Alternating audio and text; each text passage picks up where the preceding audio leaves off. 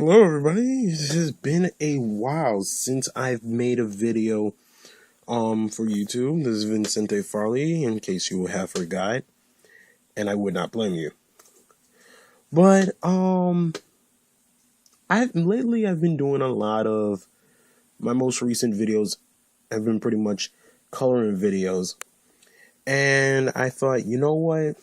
Let me do an actual video where I just show everybody the types of tools that I use. So let me just start off with my primary tool. This just a regular lead holder, Prismacolor turquoise, whatever the brand is. And this lead right here is a non-photo blue lead. And I use non-photo blue like many comic artists. I use non-photo blue because if you have the scanner on a certain setting, such as black and white, the blue won't show up. And that's pretty good for me because whenever I draw, I tend to do my artwork. My primary lines are always messy, very messy, because that could be the head, and you don't really have time to erase many of the preliminary black lines of no matter what shade it is, and the scanner will still pick it up. As you can see, if you can barely see this, you probably can barely see this, but that's exactly what it is. This shade of blue will not be that easy to pick up in the scan. Another one that I use I have a series of pencils, but mainly what I use are mechanical pencils. This is a 0.5 lead and a 0.3 lead for different thicknesses, because I will tend to go into details, very small details, where I need to go very small in, and I really need to go into the. And I also have just regular pencils. Sometimes if I need to, I'll go into with using the 6H lead. Very light, pretty good. And I use my regular pencils, regular number 2 pencils, mainly for just illustration, not necessarily for comic works, but yeah, just regular illustrations. And another tool that I use, give me a second. I use about 2 different types of erasers, and that's the white eraser, and that is the kneaded erasers. White erasers is probably better than the pink erasers that you use at school, because it won't leave that pink residue. And this, it still leaves behind shavings though. This doesn't leave behind any shavings, and I'm pretty grateful for that. That's pretty cool. And it's very clean at erasing away things. Don't scrub it, just And another set of tools that I will use are like Micron, any type of inking pens. They could be from Microns till Faber-Castells. And I don't have a particularly favorite brand, but they're pretty good. You can find them at any art store. They don't come cheap, but they're still affordable. So, and if you really want to go in details, you could get the brush ones. It has a brush tip, going to have a bunch of thin and thickness with your lines. The only downside to this is that the tip rats out very quickly. It craps out very quickly. And down to my other box.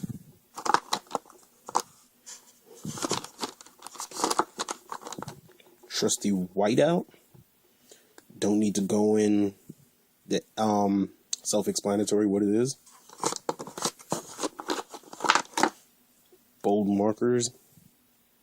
Mainly just use that for freestyle and illustration on my own. And I have some more stuff. Just give me a sec.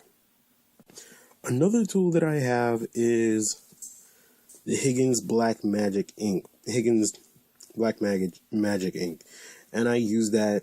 It's basically something that you dip your pen or brush into so you can ink your works. I'm semi proud of this. I mean, I have a love-hate relationship with Higgins. This type of brand, sometimes it works, sometimes it doesn't.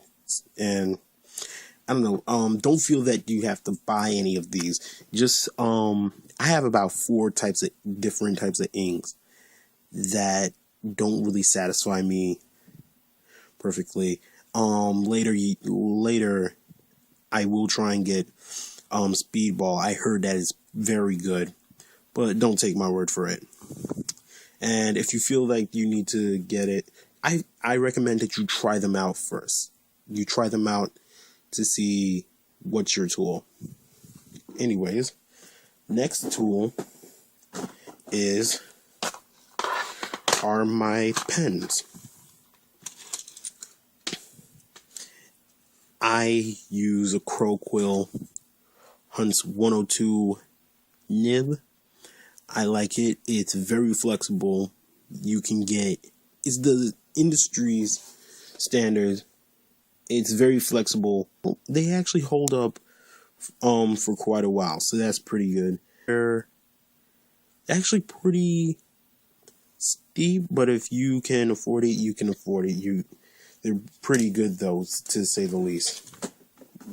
Others that I have are, and I have 3 of these, are my Winsor Newton brushes. Winsor Newton Sable Series 7. They have been very good so far. The only satisfaction is that at times they won't keep a point, but these are very good to say the least. And if you need like help pointing this out, you could just, a little saliva can help with that. And don't worry, it doesn't have any flavoring. If you wash out your brush well enough, you won't taste anything. So yeah, and there's the fine point. I have 3, and this is a size 2, I have a size 1 and a size 0. And they're very good. Others would prefer the Raphael Red Kolinsky Sable brush, but until these probably fail me at some point, these are pretty good to this point. And these are not cheap. All right, the smallest one, the size 0, it actually cost me 13 and change, while the size 2 was 25 and up. So if you're gonna buy it, make sure it's something that you really want to use. A couple of other things that I use are markers, and I have not been using them that often for a while, but I use about 2 types. I use Copic markers. I use the Warm Gray 12 set, and they are very good. If you want to invest in some markers, invest in Copics. They're very good. And I also use a set of Prismacolors. These are great. The only drawback to them is that they don't have, unlike Copics, they don't have a certain extra inkwell where you can just refill them up. But these are very good, both of them. I would recommend both of them. If you want to try out any materials, try either one. These are actually more expensive individually, but whatever floats your boat is great. And now onto paper. Now for the paper that I tend to use about two sizes.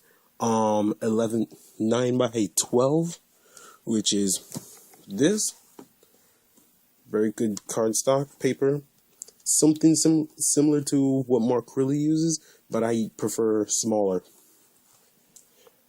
And that's just for regular illustrations.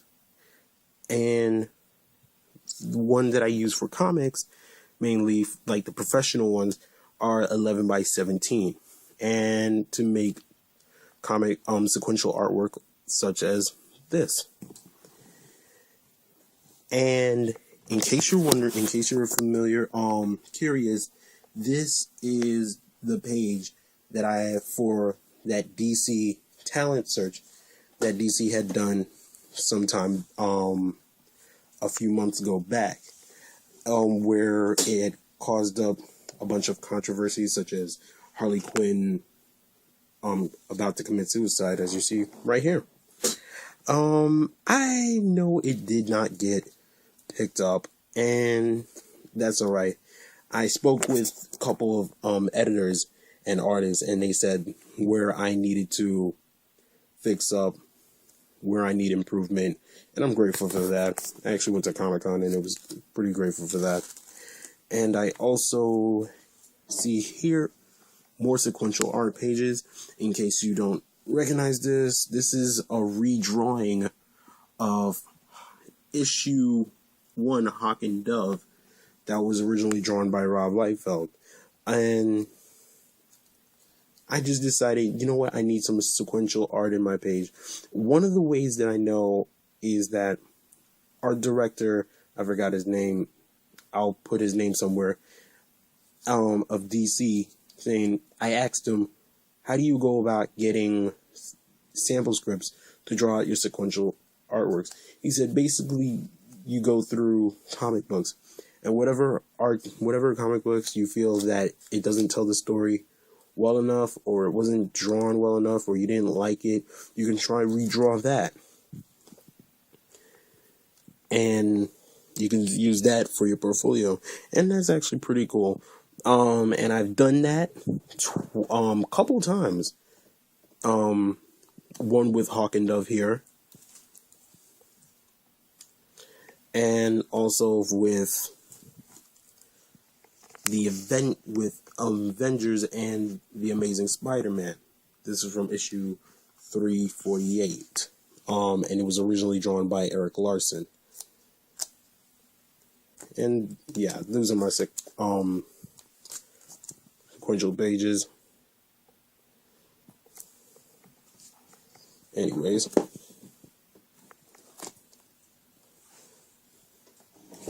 back to the smoke.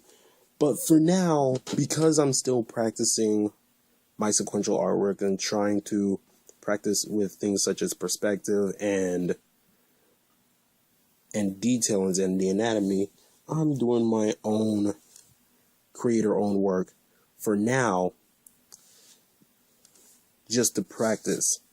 And because my scanner is not that big, I'm going to use with sizes like the 9x12. This is a little spoiler-ish, but this is what I am working on right now. It's just the first story. And as you can see, blue lines, you can barely see it here because I erased it after a while. And later on, if I get the chance, I will try to make a video of me penciling my way and showing the different steps. It won't be as long as this video as I'm making it, but just showing you how I go about penciling and then inking and then later on scanning it and coloring it, or I might go into gray tones with Photoshop. And showing how to letter it in Illustrator. So yeah, and those are all pretty much all my tools. Actually no, I still have more. And my sketchbook. That's a template. It's great. And one other tool that I cannot forget. And last but not finally, I have my Viz tablet pen pad. It's only it's a tablet, flexible, and you can carry it around. It's only 7 by 7 inches. And here's the stylus that I use for it. And along with that is my laptop. I'm sorry if it's blurry. Is my laptop. And as you can see, Man of Steel logo. If anybody disliked it, you're free to your opinion. I thought it was a pretty good movie. And I use the tablet to make coloring or gray tones such as this. That is the humanized version of Applejacks, which I did a video, a time-lapse video of coloring. And I've also used it to help me with V for Vendetta. I also and other works like Power Girl. And at the same time, while I do these, the 3 that I just showed you are my own. I did the drawing for them, and I penciled, inked, and colored them. I am also not stranger to collaborating with anybody else. I sometimes go on DeviantArt and look for other blacks and whites and see of how I can pull it off, just to practice my coloring skills. And I do like this. This is a Deadpool drawn by Joey Vasquez. Look him up. His link will be down below. Joey Vasquez on DeviantArt. He is amazing. His artwork is, you just check him out if you have the time.